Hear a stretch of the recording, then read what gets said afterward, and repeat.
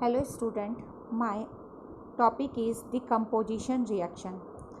This topic is also important for the JEE exam and the Polytechnic exam as well as for the 10th board exam. So we start this topic, decomposition reaction. What is decomposition reaction? क्या होता है decomposition reaction?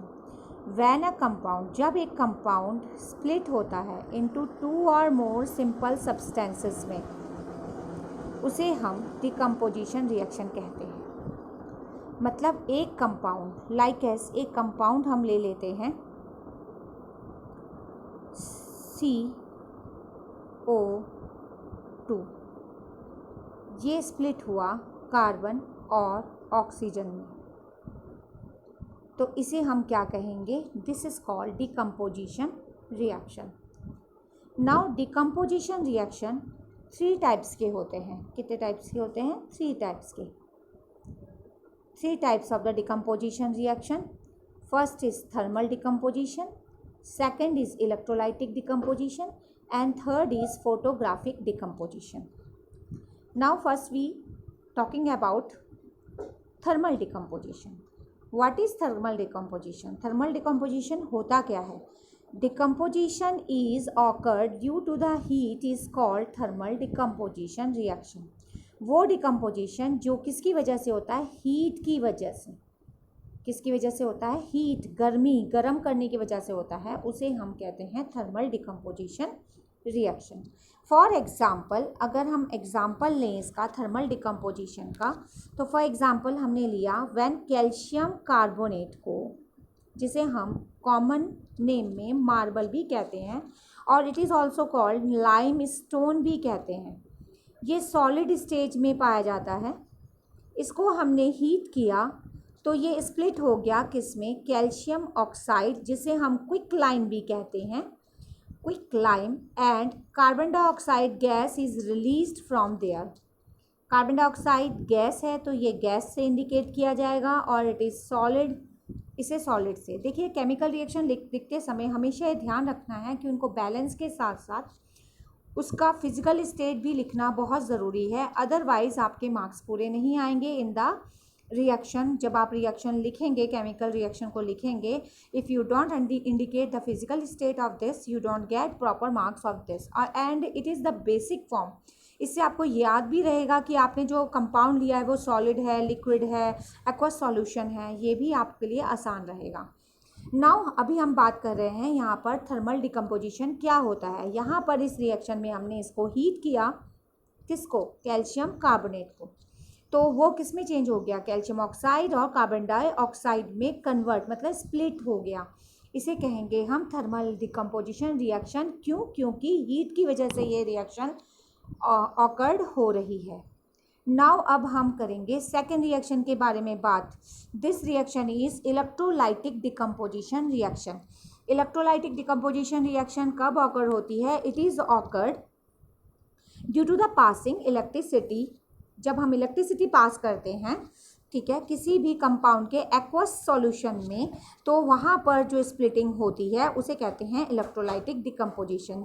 जैसे इस figure में आपको मैं show कर रही हूँ कि यहाँ पर ग्रेफाइट रॉड, यहाँ पर पानी का सॉल्यूशन लिया गया है, हाइड्रोजन है, प्लास्टिक, मतलब यहाँ पर क्या हो रहा है? वाटर का डिकम्पोजिशन हो रहा है। पानी जो यहाँ पर एक्वस फॉर्म में लिया हुआ है और पानी जो होता ही लिक्विड फॉर्म में है, वो किस किस में स्प्लिट हो रहा है? हाइड्रोजन में और ऑक्सीजन गैस में स्प्लिट हो रहा है। जब इसमें करंट पास की गई है, पूरा अरेंजमेंट किया गया है, यहाँ पर ऑक्सीजन एक तरफ से जा रहा है, हाइड्रोजन एक तरफ से जा रहा है, एक ग्रेफाइट की यहाँ पर रॉड्स लगाई गई हैं और इसको एक 6 वोल्ट की बैटरी के साथ इसको जोड़ा गया है। तो यहाँ पर जो रिएक्शन हेल्ड हो रहा है वो कौन सा हो रहा है? यहाँ पर वाटर में जब इलेक्ट्रिक पास किया जा रहा है, इलेक्ट्रिक करंट पास किया जा रहा है, तो वो हाइड्रोजन और ऑक्सीजन में स्प्लिट हो रहा है। कब हो रहा है ये रिएक्शन? जब इलेक्ट्रिक करंट इसमें पास की जा रही है, हम इसमें इलेक्ट्रिक करंट को पास कर रहे हैं, तब यहाँ पर क्या हो रहा है, वाटर स्प्लिट होकर, वाटर का एक मॉलिक्यूल या 2 मॉलिक्यूल स्प्लिट होकर 2 मॉलिक्यूल ऑफ हाइड्रोजन गैस और 1 molecule of oxygen gas provide कर रहा है. This is called electrolytic decomposition. Why it is held in the presence of electricity. When we pass electricity in the reaction, in the splitting, in the decomposition of one compound, then the splitting takes place is called decomposition reaction. And what type of decomposition? It is called electrolytic decomposition reaction. Now third reaction, photolytic decomposition. This is photolytic decomposition. In this decomposition reaction, there we need sunlight. सूरज की रोशनी की ज़रूरत इसमें होती है photolytic decomposition में.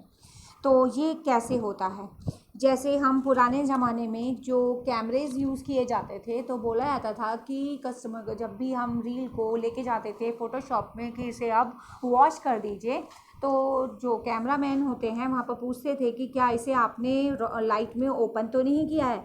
अगर हम उसे लाइट में ओपन कर देंगे तो क्या हो जाएगा, वो बिल्कुल रील ख़राब हो जाती थी, ग्रेइश पड़ जाती थी. मतलब उसमें फ़ोटोलाइटिक अफेक्ट आ जाता था. तो वो रिएक्शन एक्चुअल में होती कौन सी थी? 2AgCl. जब इसको सनलाइट की प्रेजेंस में रखा जाता है तो वो सिल्वर और क्लोरीन में स्प्लिट हो जाता है. सिल्वर और क्लोरीन गैस में स्प्लिट हो जाता है. Silver is solid, silver chloride is also solid. और सिल्वर बनने की वजह से ये ग्रे हो जाता है. ग्रे सिल्वर क्लोराइड क्या हो जाता था? ग्रे कलर का हो जाता है सनलाइट की प्रेजेंस में. और इसीलिए और इस रिएक्शन को हम black and white photographic reaction भी कहते हैं. इस रिएक्शन को हम ब्लैक एंड वाइट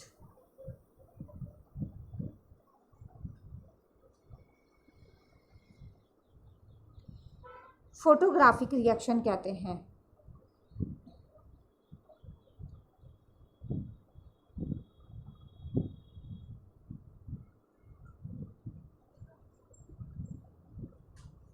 रिएक्शन भी कहते हैं. This reaction is very important. ये कॉन्सेप्चुअल क्वेश्चन में भी पूछा जाता है.